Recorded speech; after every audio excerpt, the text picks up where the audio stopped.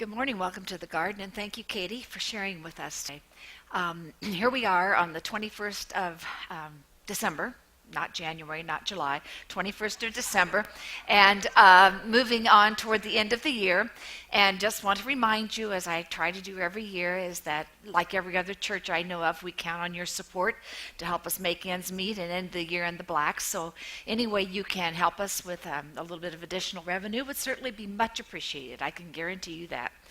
I can guarantee you that it will be appreciated. Well, my husband Mike had a friend who's now deceased, who absolutely loved this day, the day of the winter solstice. He thought it was the best day of the whole year, and he would always try to get together with friends to celebrate it. And why did he like it? Because it meant that things were flipping around. They were turning the other way, where everything had begun to get shorter and shorter and shorter. Now the days were going to start to get longer. And he thoroughly enjoyed this day. And I guess that's part of the way we continue to remember him, is by honoring this day of the winter solstice. Now, frankly, that's about all I knew about the winter solstice until I did a little bit of reading, studying, and research about it. You probably know a lot more than I do, but I learned some stuff. For example, I've always thought the solstice was always on December 21st. Well, it's not always on December 21st. Next year, in 2015, it actually is on the 22nd. And the winter solstice isn't all day long. There's actually a specific time. For example, the winter solstice today actually takes place tonight at 11:03 p.m. So mark your calendars, everything's shifting the other direction at that particular point. Now, there's a long history to this story about the winter solstice. You know, it's the time when the sun's position relative to the earth actually almost seems to pause. And what's been in the southern hemisphere then starts to move, inch its way north again for us. And so there is that change that takes place there. And this is something that's taken place for eons. In fact, if those of us who have gone to Ireland and visited some of the ancient tombs, the 5,300-year-old, what are called passage tombs, kind of underground tombs of Knowth and Newgrange, and we learned that they were designed specifically so that the light from the winter solstice would get into the middle of the tomb, alerting the culture, the people who lived there, of that society, that it was about to mark the change in seasons, and they should get ready, as they were agricultural people, to start planting and get ready to move into that season. Spring and summer began to appear. There's also some mythological stuff that's been connected into the winter solstice. For example, one of the stories is about a goddess giving birth to a divine child. And that has brought up the whole topic of, of birth, death, and rebirth, which has fueled a lot of the world's great religions, including Christianity. Now, we know that this festival, this time of the winter solstice, was celebrated centuries ago, millennium ago, and they were celebrated with all kinds of festivals. Well, when Christianity came to be 2,000 years ago, it recognized the fact that people were having all of these celebrations at this time. And so what Christianity did was begin to wrap its arms around those and turn them into Christian celebrations. They thought by embracing it, they would be able to appeal to folks who were used to the old ways. And so what we find within Christianity is some of the lore of some of those pagan stories that begin, at least what were called pagan stories, that began to occur. Now, it may even been why the birth of Jesus was designated as December 25th.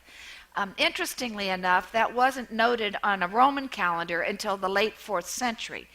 But the thinking, why scholars think it was probably placed at that time, was it was assumed that conception had taken place at the vernal equinox, and 9 months or so would put it at the winter solstice. And it could embrace that celebration and be a part of what was happening, what was going on there. So, it all ties together with our story of the birth of Jesus.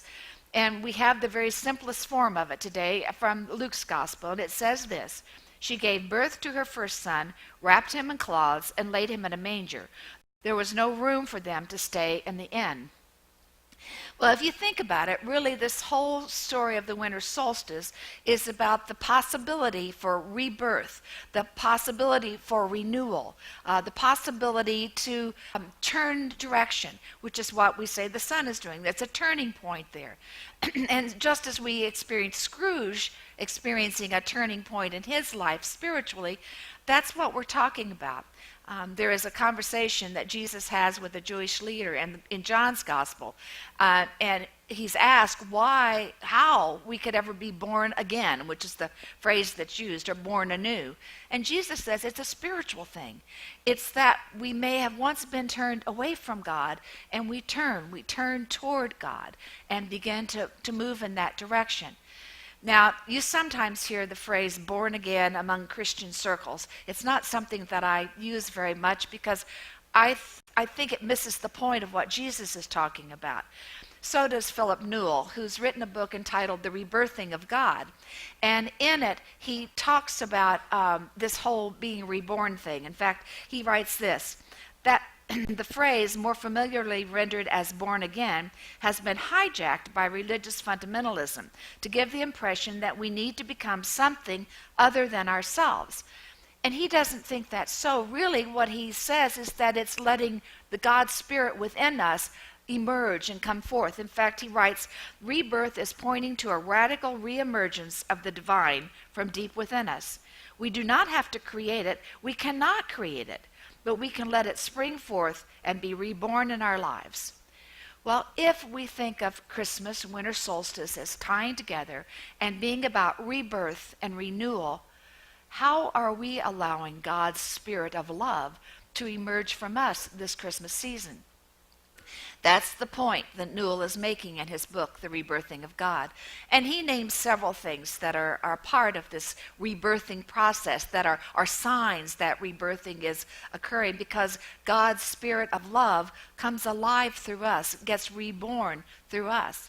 And it shows up in our care of the earth. It shows up in advocating nonviolence. It shows up in acknowledging that our life is a part of a spiritual journey. And it shows up in the fact that we become more loving people, more caring. In fact, he says there is a key factor that's present there, and that is compassion, pure compassion. It's the most important characteristic. Newell says compassion is about making the connection between the heart of my being and the heart of your being, and following that connection. Well, he doesn't just use the word compassion and casually throw it aside. He breaks it down into three distinct parts. He said there is the courage to see, the courage to feel, and the courage to act, that those are true marks of compassionate people. Well, we've talked a lot about the courage to see here, maybe in different terms. I've often talked about looking through a new set of eyes.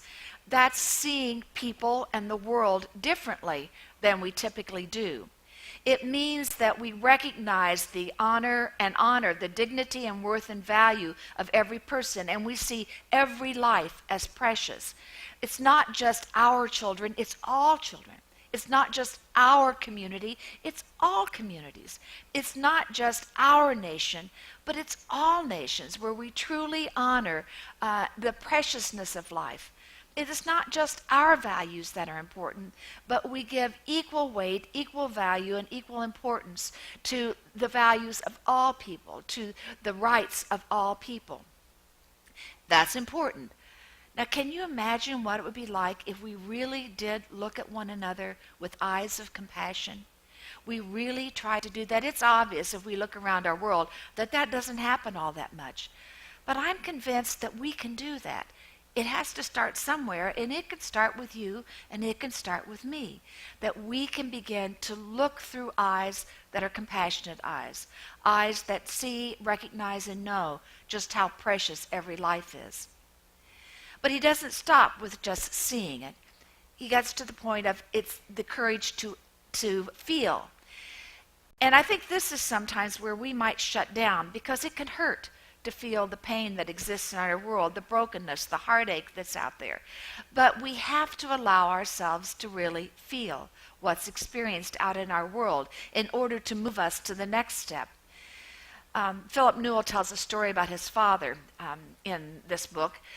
His father was one who worked with international refugees, and especially those from Southeast Asia and from Africa. This caused him to be away from his family for long periods of time. And so when he was away, he got into the habit of speaking into a tape recorder and recording what his days were like and what he'd experienced in those days. And then each week he would send a tape home to his family, and they could listen to it and understand a little bit more about what he was going through. Well, Newell talks about the time when he calls himself a young man, hearing one of those tapes from his dad. His dad had been working with Cambodian refugees in the wake of the killing fields. And he had talked to parents who had lost their children and to children who had lost their parents. And he was heartbroken with this. And as he was talking and trying to share this story, he started to sob. And he didn't turn off the tape recorder. He didn't try to erase it.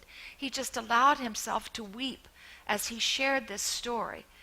And Newell said then he began to recognize just the depth of his father's feelings for the people that he was dealing with, and how compassion was really gut-wrenching for him, how deeply he felt. Can you imagine what it would be like if we allowed ourselves to feel that deeply? That's what moves us to the third part of what Newell describes as compassion, and that is the courage to act. And this is really the place where many of us get stuck, because that requires something of us that we're not sure we're equipped to offer. We don't know the right answers. We don't know the best thing to do. But all we can do is give it a try and give our best selves and hope and pray that if we act and live with genuine compassion, that God is in it and God can bring about through us what we might never ever imagine is possible.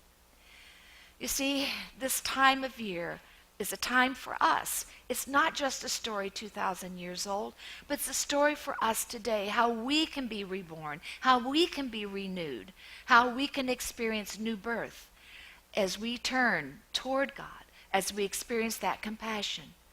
So I guess the question I want us to consider is, will we be people who compassionately see and feel and act during this holiday season? And always? I hope so.